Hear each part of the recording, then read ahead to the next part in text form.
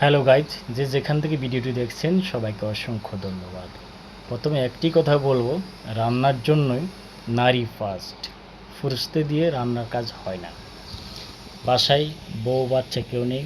গতকাল তারা বেড়াতে গিয়েছে ছেলের দিদির বাড়িতে, তাই বাসায় আমি একাই রয়েছি। তাই নিজে যতটুকু পেরেছি ততটুকু করেছি।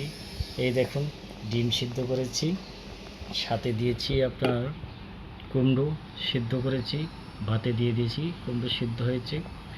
আর হলো একটুখানি ঘি নিয়েছি। ঘি তো লবণ না দিলে খাওয়া যায় না। লবণ এমনি নর্মালি খাই না ভাতে, কাঁচা লবণ না খাওয়াই ভালো। তাও লবণ নিয়েছি একটু, নাহলে টেস্ট আসবে না ওরকম। এই দিয়ে আজকে খাবো। সাধারণ খাবার, একদম সাধারণ খাবার,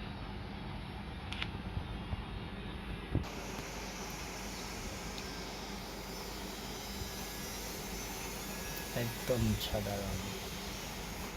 বাই বাই।